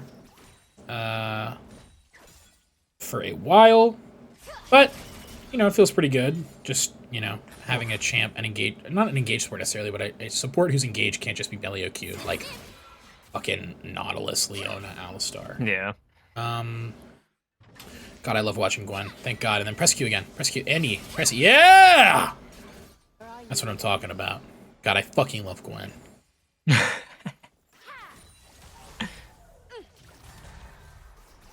We just got to be careful up there. We've seen what Vic can do in these, you know, somewhat unfavorable matchups. Butcher, I hardly know her. Yeah, something we didn't really talk about a lot in last game was how hard, at the time, Swain threw. He threw, like, 3 or 4 different times doing, like, turret shit and just kind of trolling the matchup. That being said, it's going to be a little easier to set the tone of a lane against a Scion than it's going to be against a Renekton. So, Absolutely. we're chilling. And SEO picking up the early Dark Seal. Gwen feeling herself. She knows what's coming this game. Oh, yeah. Here comes the money. Zema with the best Yasuo skin. I know. True, true. I know I'm the only one who believes this, but Yeah, I think Blood Moon's better. But, yeah.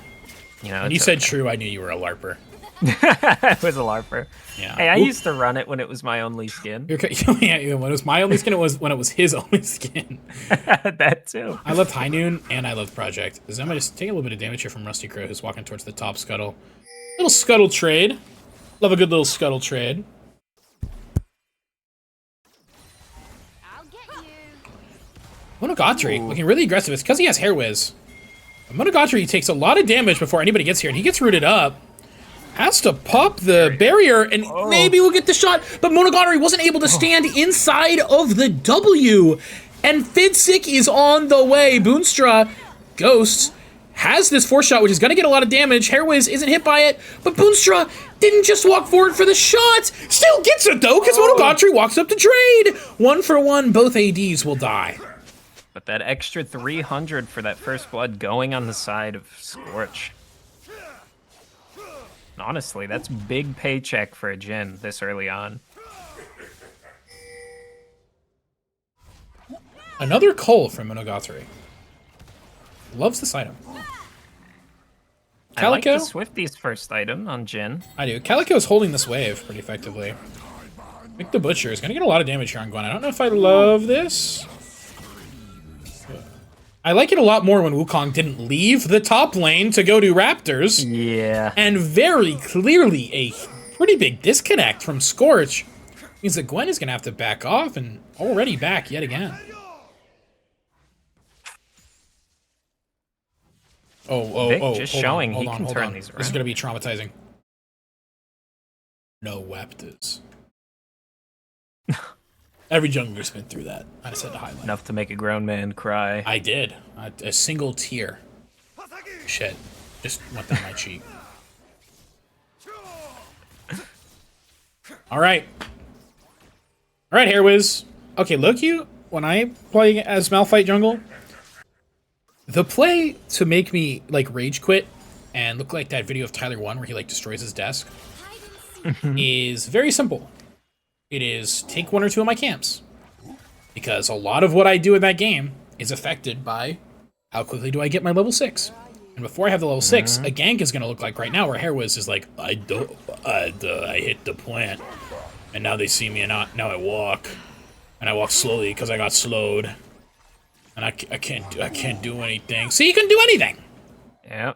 What's that Malphite line? I'm going as fast as I can. I'm going as fast as I can. So He yeah, did get hit by some slow. I think it was a sapling. It must have been a Jin trap, yeah. Oh, or a sapling. Wait, why did I think it was a sapling? Wrong He's on the team. same team. Yeah. So now Hairwiz is just hoping he gets this top scuttle because he's like, well, fuck me, dude. I'm completely set behind. Because also, if you're playing Malphite, you can't just like... If you have your ult, you can look for the dragon a lot more effectively. Because if you know you can just turn with Malphite ult when you're taking dragon, that shit's a lot easier to just start. Yeah. Right? But he does not. So this delayed level 6 is going to hurt him quite a bit, and is going to make Wukong very happy, especially because Wukong is already looking for a play here on the bottom side. He was trying to do a bit of a bush cheese, but Monogatari and Fidsick already low enough that they decided to back. So Monogatari is staying. Awkward. Malphite's going to get his level 6. He should get it off 1 or 2 more camps, so he should be able to get it. But Wukong already starting up the dragon means that delayed level 6 and that early invade onto the Raptors from Rusty Crow paying dividends in the form of this first dragon.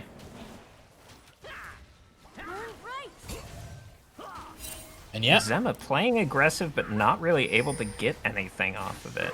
He's trying to throw those tornadoes at Bananasaur here, but we've seen...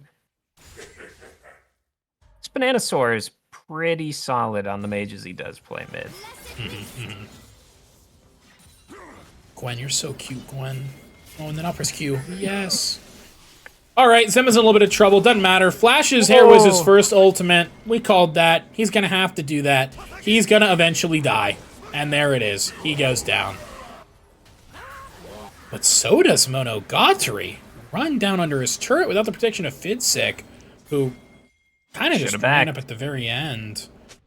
Monogatari stuck in an awkward situation yet again. And, oh, Gwen How I love the let me count the ways. Oh, that was so beautiful. Jhin is not the only one who has to count to 4 on this team. Also, I think Fiddstick would be in trouble if Hairwiz wasn't here. Yeah, Malphite power. Haha. Just as Rakesy At said in least they wanna chat, get something. Malphite is going AP. That's right. Shit is ridiculous. First item's going to be that Malignance. We'll see how much gold he has. If you get a lot off that first ulti, you can sometimes have the Malignance cooldown ready so that when you use your second ulti, you're benefiting from the Malignance cooldown, which is very, very nice. As a AP. I play so much of this fucking AP Malphite shit. It is... Sometimes... Is it that good? Or is it just fun? It's both. It's, like, not bad. There are meta junglers that are significantly worse than full AP Malphite jungle. And I like it a lot. Because also, if you're just having a bad game, there's no thought needed. It's like, when my ult is up, I need to walk to a lane and press R on somebody. Yeah. If somebody has flash down, I need to walk to that lane. I need to press R on them. Very nice in chat says, nice. Okay. Good input. Nice to see you, very nice. Bananasaur is kind of scared of Fiddstick, and it makes sense why. If Yasuo is close, Fiddstick, the Maokai Q does have that split-second knockback. So, and because that's displacement, Yasuo says that he does it off of, like, knock-up or airborne, but really it's off displacement.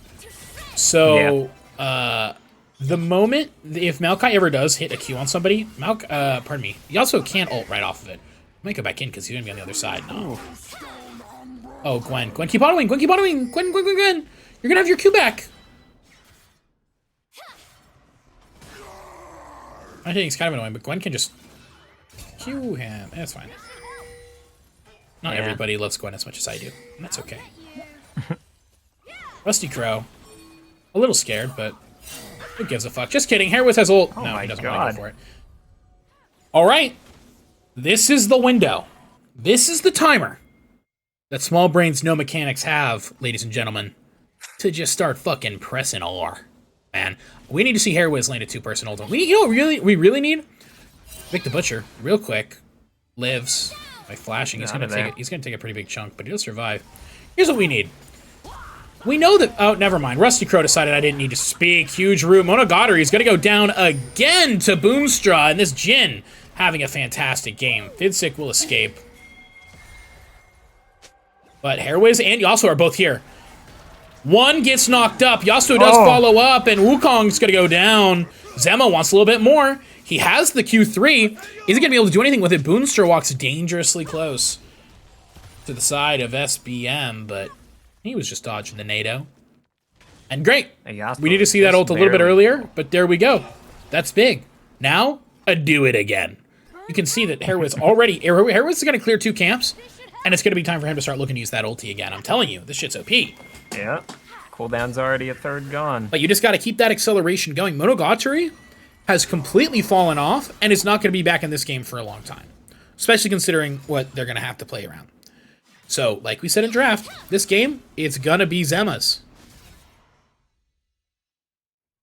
And Hairwiz is the one who's deciding everything for him. God, I just love Gwen so much, man. Yeah, and then the Q. Yeah, what's he even doing? QE. Right now, QE him. Yeah! God, I love that champ so much. What about you, Show Seth? some respect. Come on. For Vic to only have 1 death at this point in the game, I think just goes to show that he knows at the very least what he shouldn't be doing. And look, man, that's honestly the easiest opportunity here was when Victor burned his first flash. Hairwiz needed to go back there with his next ultimate and just use it mid right away. It really doesn't really make sense.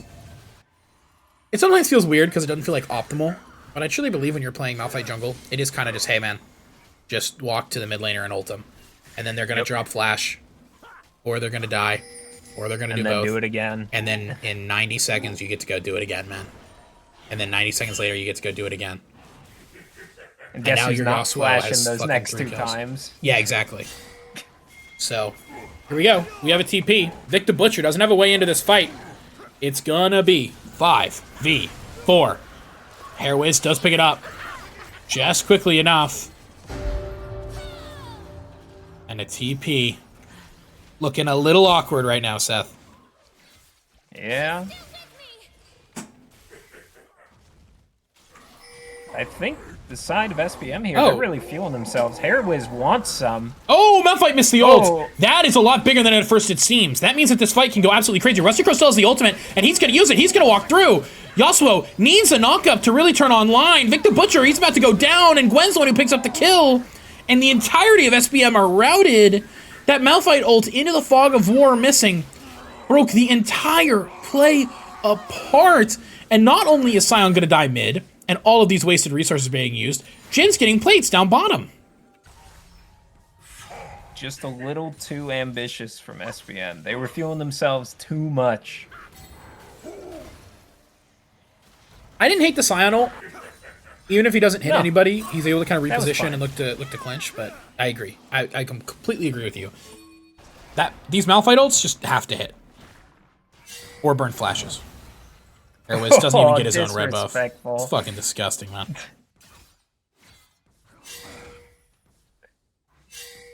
Things really not looking good.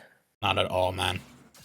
I think SBM has 2 or 3 more of those attempts before it's all over. Yeah.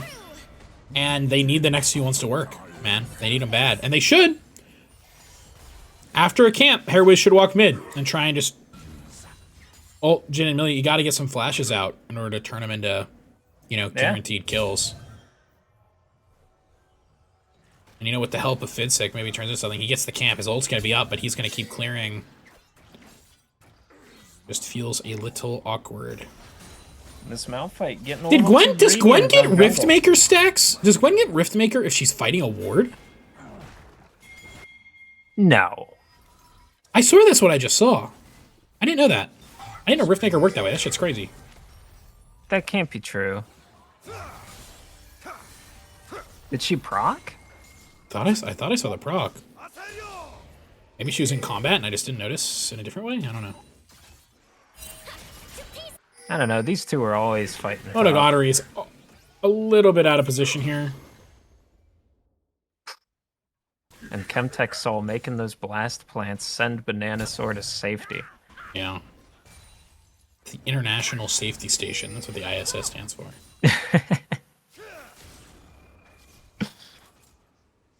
All right, here we go. Zema with an interesting Keyblade. And Hairways is not... Just press R! You gotta get his flash, man. I shouldn't be this mean to my bestie Hairways. Well, they should know. You don't just pick it. Is You this got it. amateur league? You got it. Shut up, man.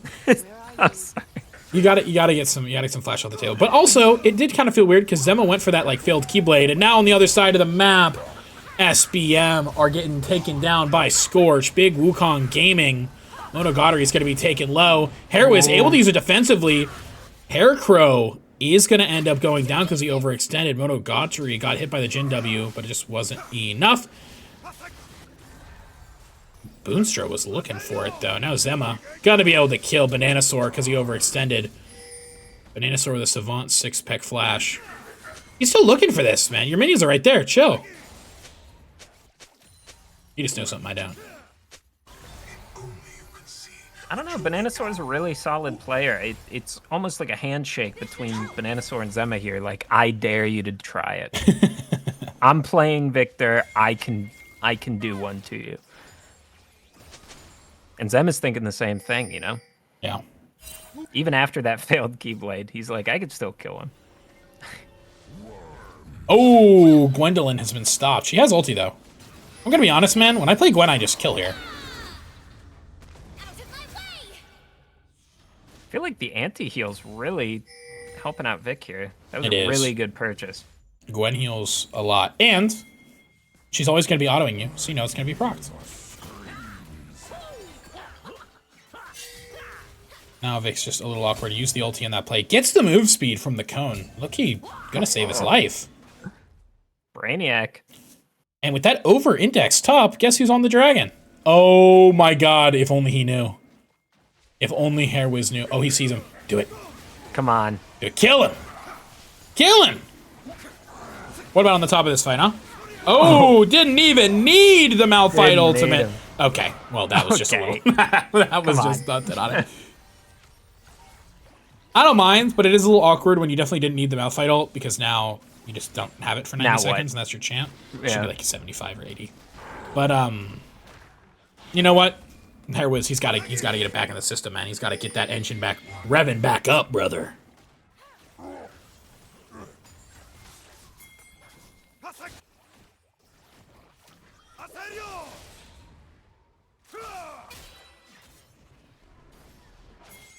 Vic could be in trouble here. Gwen is gonna hit one more full Q on him. I've seen him play these though. That's true. We have seen Vic do some heinous things. He's got no turret though, and that's gonna be it. Yo, he gets ult He's back waiting on in his ult, just a few though. seconds. Yeah. And he's got the big ass blast plant. Uses it. A flash from Wukong, but he's gonna be able to use the blast plant almost to perfection, man. Vic the Butcher with the escape of the century, bro. Not really, but He's it's a pretty good. savant. He is, man. Now, Hairwiz doesn't have his ultimate yet, so he's kind of just standing here, asserting his pressure. But that's like an example of what would have been nice.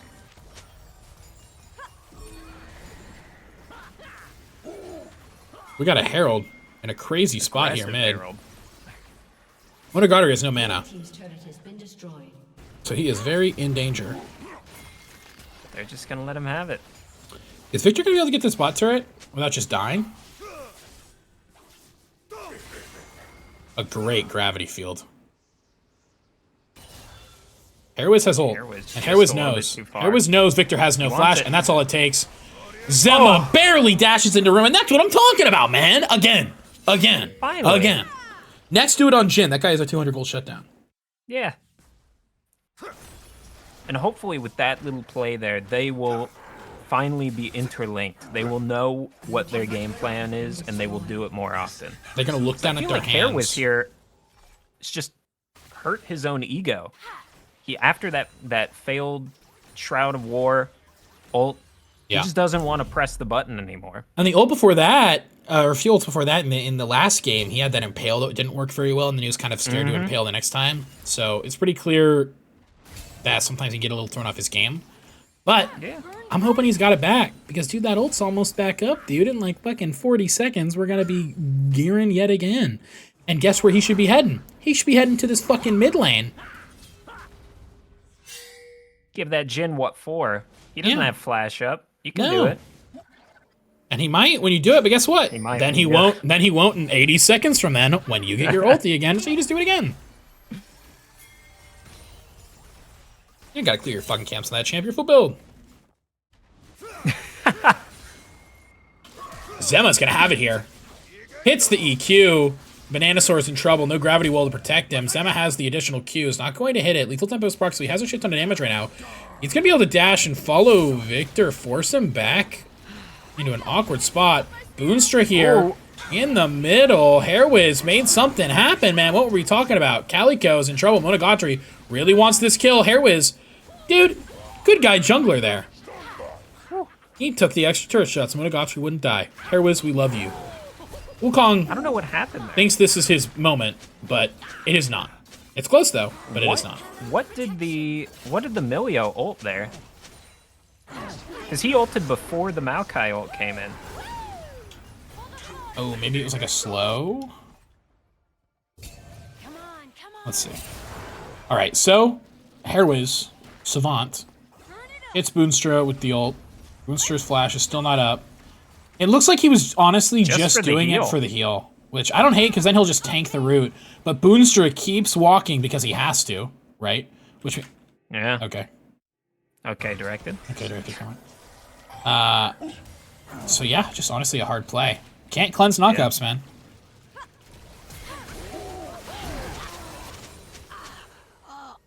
Well, it seems like SBM's back in the game. They're finding their groove here. Yeah. Monogatari is too, man. Bunch of kills. Blue team's turret has been And that mid turret. Gonna That reset. top turret to stay up as long as it did, it just goes to show Vic's understanding of his lane, you know? Trading that health for a little bit of pressure on the wave. Dude, you're such an SBM fan. Zemma I and am. Vic, dude, you are such a love fan. Vic. You love those solo laners, bro. I'm sorry. I should. Yeah, you're right. I should be milking Gwen more. Yeah, exactly. Thank God Gwen is so cute.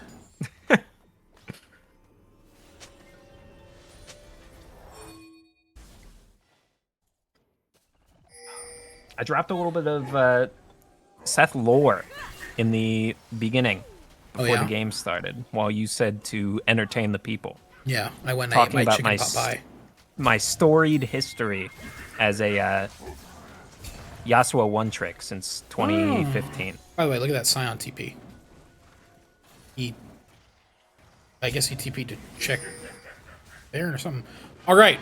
Now Scion is off on the side angle, waiting with ultimate to charge in, and Boonstraw is caught out, and he's going to go down before he can respond to anything. Malphite's still here. 2 people knocked up and 2 people brought down.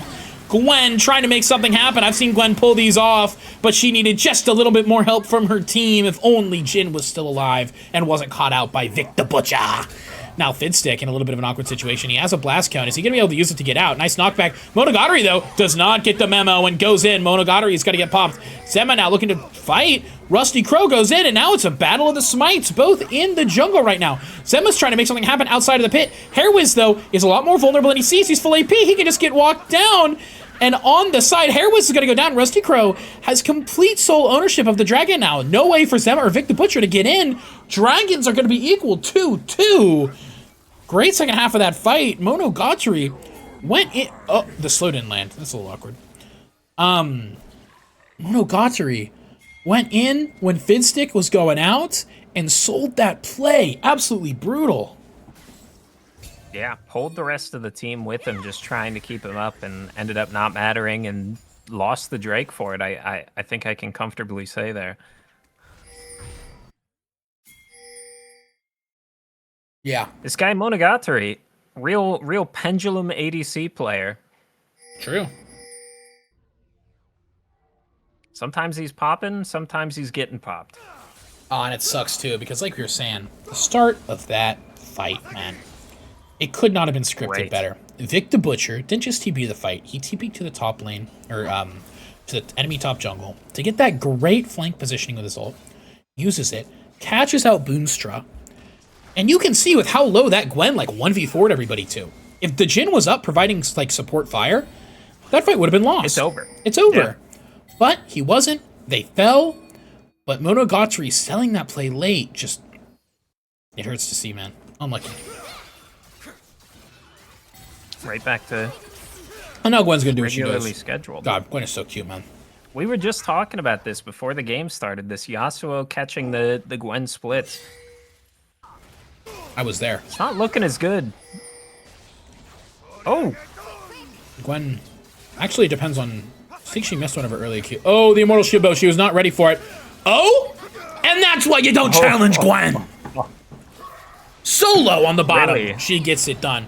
Hairwiz is here with the ultimate. Is the AP going to be enough? And it is. She doesn't have that much healing quite yet. Awkward situation, though. Vic the Butcher has no ultimate. Monogatari is going to have to be the carry in this fight. Does he have the damage? Jin supporting fire over it all means Monogatari and Fidstick have got to get out of there. Monogatari had a fear response when that Jhin ult popped up. Yeah.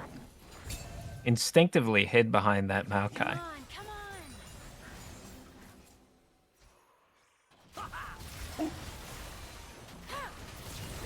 Now Fidstick knows the only way out is in. Roots up some people, knocks back some people, runs for his life. Rusty Crow decides the flash is worth it. So does fucking Boonstra. And Fidstick's got to get taken down. Hairwiz on the back line. Ooh, imagine if he had his ulti up right there. But alas, he does not. Good knock away. Hairwiz is going to go down as well. And once again, you see SBM, even when they find a good angle or a good fight, a lot of times it can turn bad because it just seems like they never reset and get on the same page. Whether they're playing a traditional comp like last game or a little bit of a more freaky comp like this game. That's just what we're seeing from them. Just a little bit of consistency from SBM would go a long way. Both in terms of, you know, these game plans that they're setting up for and just following through on those, as well as inter-player play, you know? Playing around your teammates, especially from Monogatari here with the support and stuff. he had the ability in that last fight around the Baron pit to do some big damage, and just was too scared to actually pump those numbers out. Yeah. Oh, just the tip from Boonstra is gonna be enough. Fitstick. Pardon me, Fitstick. Gonna try and get out of here. Gonna even use the ultimate. And that's gonna be enough, but God, just you were not, talking not about feeling the Jin best. damage. Come on, you see that? That was big. That wasn't big. even fourth shot. No. With haste. Oh my god, Gwen is so fucking Gwen. awesome. Hairwiz, though, is here with the ultit, trying to knock up the Gwen, and she's gonna get taken down. A little aggressive from her. You can do things on your own. You kind of gotta be sported. And now we're seeing the exact opposite problem. Gwen, what are you doing? You're in the middle of 4 people, and now your team is gonna suffer because of it. You had the Baron buff play, and your Gwen. Imagine if Gwen was sitting on side lane, dude. Oh You know, my but we God, saw I should've this been so from the Swain plays last time. Just throwing your life away sometimes for silly plays. Good gravity well. Rusty Crow managed to get out. There's the Victor ulti, but he's not going to get a kill. It's not going to extend, I don't think. Monogatari's really low, though, and huge Jin damage right now on 3 items. He's going to get knocked up, though, and Zema brings him down with the Steel Tempest. Bananasaur now running for his life. And this game, just non-stop action, man. Call your family. Call your friends. This shit's crazy. This shit's crazy!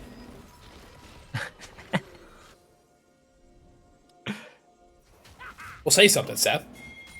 All I've been thinking since these fights have been going back and forth is that I think IBP has had terrible effects on the state of these league games. That's just all I can think. Gwen just used her ultimate in order to clear this quicker. They're gonna get it. Oh my god, and they're both out. Hairwiz has ulti. But unfortunately, Zema. I mean, going for the split here isn't terrible, right? But leaving hair kind of high and dry here. At this point, oh, this is actually big. They know someone is going to have to run up to match this top lane, so they're going to sit and wait. Did he see them outfight? Yeah, saw both of them. That's tragic. Oh, he's still walking up. He's still walking up. He's still walking up. And Hairwiz doesn't go for the ulti. No killer instinct. That's okay. They just got a good lead. Don't wanna sell it all, or they just kind of getting their tempo back in this game. You know I've been giving SBM a lot of credit here, but I want to give a shout out here to Bananasaur. He's a solid player, and on top of that, he's got some of that solo queue ego that makes him a dangerous threat in these games. Yeah. He will just walk up and stat check you. Do some of these things that on their face seem suboptimal, but he makes them work. And she has the W, yeah. I love Gwen so much. Oh! Oh, the ultimate hero resist! No, she does it into the fucking wind wall, and she gets knocked up. This is going to be a really hard one to win. It's possible if she hit both of them with the Q, middle of the Q3, or Q4, I should say. Man. Bananasaur, just walking into some Scion balling. Doesn't even care. A Rusty Crow might make him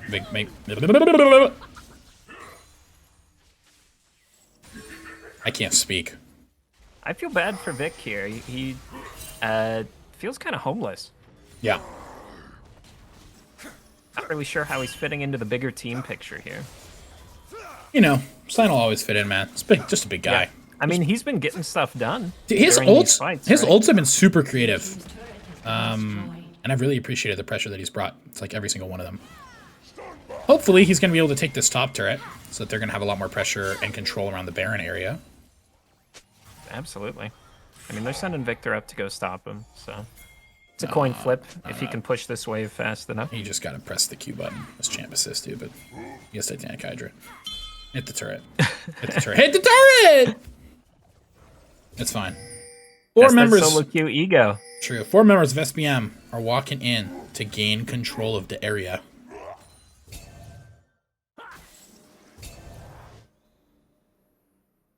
They kind of got it. Bananasaur's pretty far up. I don't know if he's legally allowed to be where he is. Monogatari, Loki could look for that. He doesn't care. No. I'm telling you, if I can get a chance to really dive into it later, that solo queue ego does wonders for the psychological effect. They're scared of him. They are. When they shouldn't be. And it could just be a lack of When they information, shouldn't be. or it could just be aura. Yeah. Finally, the top turret will fall. Bananasaur is in a little bit of trouble as Zemma goes all out, but once again, maybe just a bit of a lack of information. Gwen, we need to keep an eye here. Gwen is on the sideline. She's going to be creating a lot of pressure. Yeah, she has TP, but low-key what she's probably going to do here is just start threatening this top tier 2 and force SBM into a situation where they have to decide, what are we going to do? Are we going to look for a fight or are we going to look for Baron? Right now it looks like they're looking for a fight. Flash, ultimate, Milio is going to die, but is just the Milio going to be enough here? Boonstra triggers the ghost. Now they know. SBM, they have to go for this Baron. On the top side, Gwen is going to take one turret. Team's turret has been destroyed. How is this fight over here gonna go, bro? Vidstick finds the angle in, and down goes Bananasaur. He isn't able to provide any poke because of a great flash look from Vidstick. And now Vic the Butcher knows he's just got to walk in and, you know, make this whole situation change. Rusty Crow, though, is in the fight. Doesn't get anything off.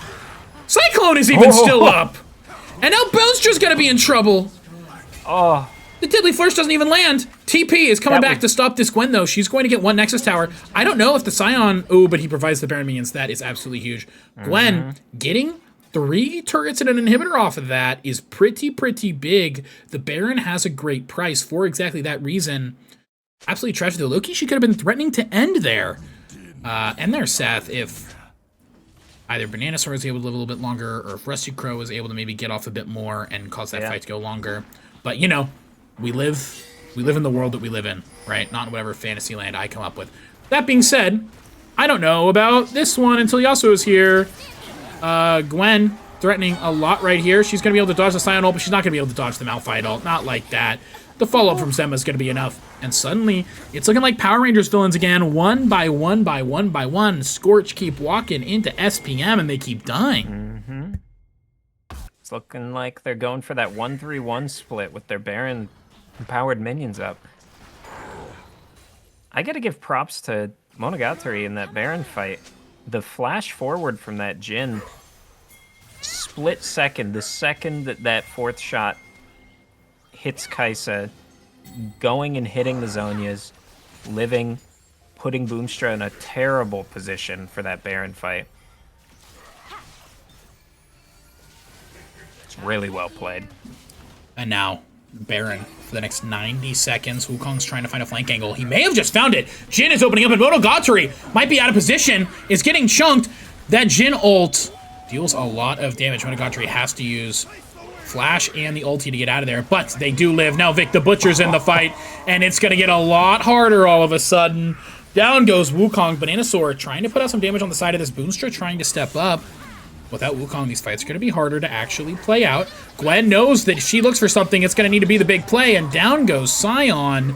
Gwen even looking for more. Scion splits off the rest of them, but Gwen knows if she can get another slow here on her Q, and there it is, the flash to kill Monogatari. Vidstick as well. It's going to just absolutely be shredded by this next Q. Doesn't hit the middle, so, you know what, that's fine. Gwen can take her time, or can she? Bananasaur's here with her, which is something we should be a little bit worried about, because Yasuo was pushing top lane, but it's all fine.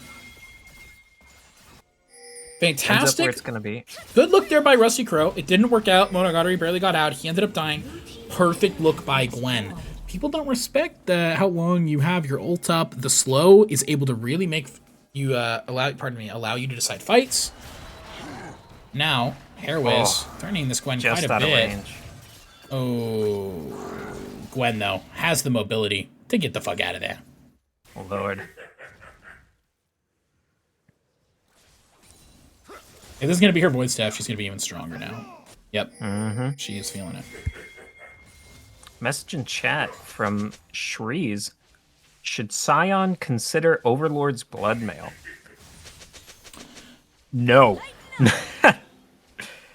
I think they're getting plenty of their fill of that AD from Yasuo, and really the only reason Scion has this Titanic is to help push waves. Any more AD is just a bit of overkill. He's just there to soak up some damage, soak up some aggro.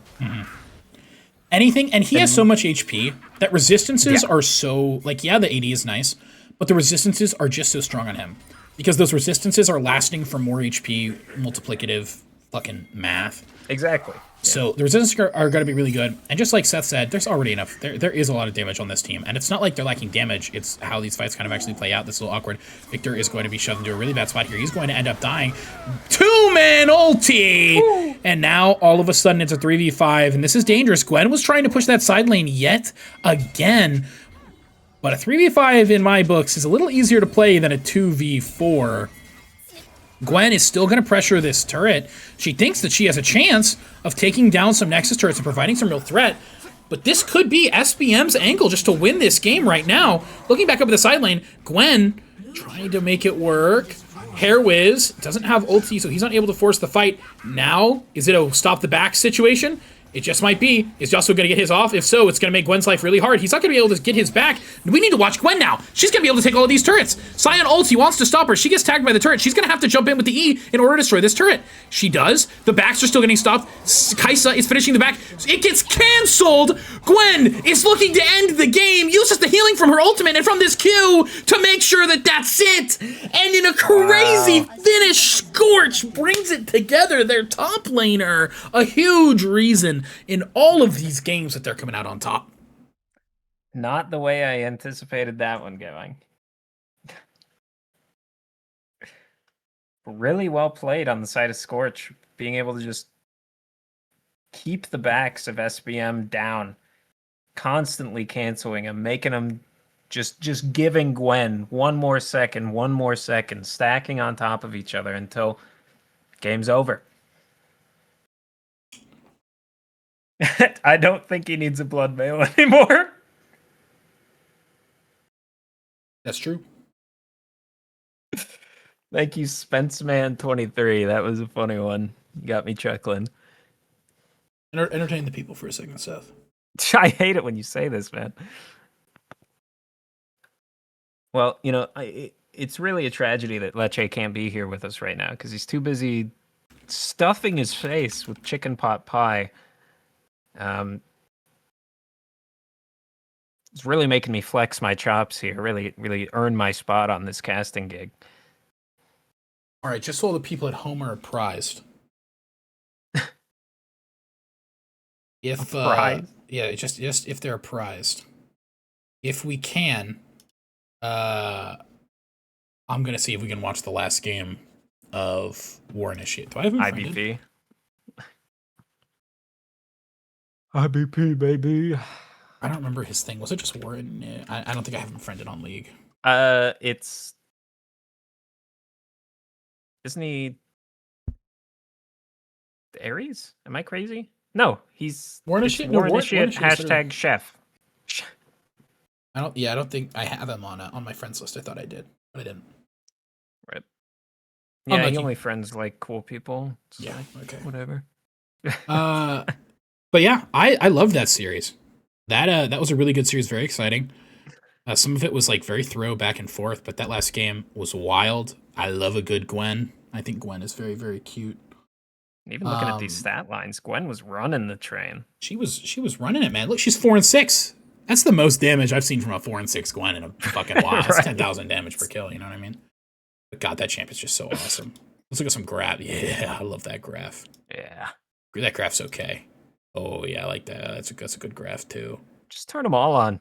Yeah, I didn't think about that. Yeah, those are ooh, that's a pretty solid graph.